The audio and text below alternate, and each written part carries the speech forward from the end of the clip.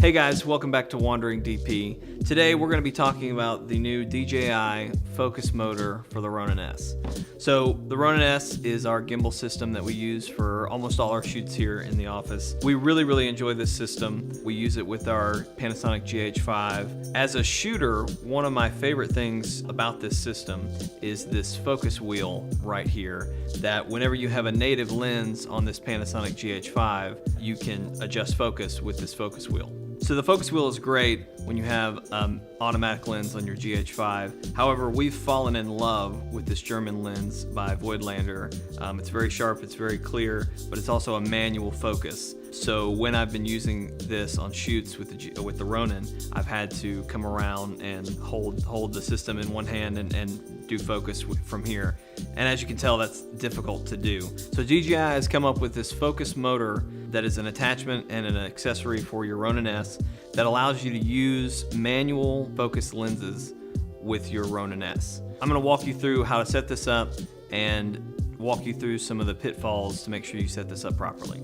Alright, so one of the first things you're going to have to do is you're going to have to attach this camera riser, which came with your original package for your Ronin-S. So this is just a small piece that you attach directly to the camera, and it's got these two screw bits that will attach the plate in a moment. One thing you're going to need to be aware of is with whatever lens you're using, where is the focus adjustment on that lens. For this Voigtlander, it's pushed back, which is not typical for most lenses. So we've had to push this plate as far back as we can to get this arm further back so that when we put this motor on, we'll be able to line up with this focus wheel here. The other important thing, especially with this GH5, is we have this panel here that has an open door that gives us access to an HDMI out and some other cables, a USB-C. So we had to find the sweet spot where we could still open this door, and as you can see, we had to find how far out we needed to push it to get it out so that this door could still swing open fairly freely. It's still got a little bit of give. So that was kind of the sweet spot. So we've attached it with these two screws here that were in the holes. You're not going to screw into these thread bits here. This is going to secure the arm to your plate, and you'll be able to adjust this to be a little bit closer if you need it or further out. Like I said, it's very important to kind of figure out that sweet spot based on your lens and based on any kind of doors or hatches you're going to have to deal with while you're working with it. So I'm going to attach our plate here. One of the key things, if you have a Ronin, you already should know this, but one of the key things is balance. Every little bit counts, everything can help. For our plate, when we first tried to set this out, we found that pushing it as far back, so forward on the lens, was the best way to balance it. Be sure to test every option and try to make some adjustments so that you have the perfect center of gravity, even down to where your plate is centered. So now that we've got our plate on, the next step is to attach these focus gears. DJI sent two of these. They were both this length, but we've trimmed this down, so these are trimmable. We're gonna attach this here. Some important things to keep in mind and remember here, especially with a hard stop lens like ours, it's important that you push it all the way clockwise until you hit that hard stop. This is going to help you when you have to calibrate your focus later. The next thing to keep in mind is as we're attaching this gear piece, this attachment point needs to be beyond that hard stop. So for us, this is the hard stop here. We're going to attach it just to the right of that, and I'm going to get it in as tight as they can. All right, so now that you've got that attached, and it may take some practice getting that on, you want to make sure you have it centered on your focus control like this as best you can. This is really going to help you with your motor, making sure this doesn't slip off and is always going to work there. So next, we're going to attach the actual motor to this system, but before we get there, I do want to talk about this rail. So this rail is adjustable. However, it's something you have to adjust with an Allen wrench to loosen or tighten. So the first time you put this on, you may want to figure out where the sweet spot is going to be to have this placed in length, because you're not necessarily going to have an Allen wrench on the fly that you're ready to make adjustments with. So you're going to want to give a lot of leeway for your motor so you can make quick adjustments on your motor, which has this quick release, instead of having to move this rail a lot. So now we're going to attach the motor. We're just going to loosen this quick release here and slide it on to the rail. And we're going to make sure it lines up with our gear, focus gear here, and then tighten up on the bottom. You may not want to make it as loose as I did, because now I have a lot of tightening to do. Okay, there you go. So now that it is attached, we've got it all set up. Now it's time to get it on the Ronin so we can get it properly balanced and get rolling with it. Roll in focus.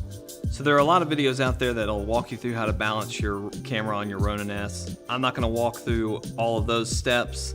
However, take the time to make adjustments to your camera and its calibration with the Ronin to make sure that you're properly balanced. We had to move a lot to adjust for this extra weight on the side, so take some time to do that.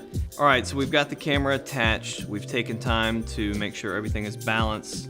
As you can see, just running through a quick trial and error of where it all is. It's perfectly balanced. So now we're gonna go ahead and get the motor connected to the Ronin. So we've got this cable that we're gonna use to attach it to. There's a port here on the side, right in here, that we're gonna stick one of these in. It's important that you put this arrow up, facing you, or facing this as it goes in. It's a little tricky, but if you do it right, it'll work. And then the next place that's gonna attach is right here in one of these panels. So we've got one of these ports open here, and now we're gonna stick this in. Again, it's important to make sure that the arrow is pointed up as you're sticking it in. 5 hours later. And there you go. So it can be a little bit tricky, but just make sure you take your time and don't bend any of the pins that are in there. All right, now that you've got that plugged in, we're ready to calibrate the system. The focus motor has 3 different modes, F, I, and Z. You're going to want to get into this F mode here and then press this button twice. And so now what it's doing is it's calibrating, and so it's going to a start point and an end point. And so you can see it can feel that hard stop of the lens and is adjusting and saying like, okay, that's the end, and then it goes back. And so once it's done doing that, you're ready to start rolling. Another great thing about using this motor, the GH5 has a glitch in its 2.4 firmware.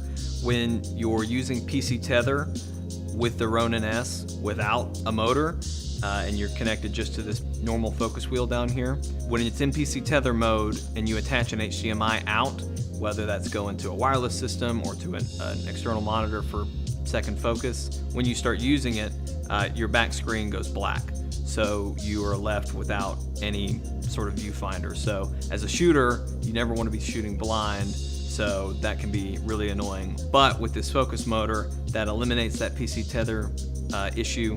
We can now run an HDMI out of this to a wireless HDMI or a secondary screen and use it to our heart's content. This has been a huge help on shoots when I've needed some extra focal adjustments on the fly.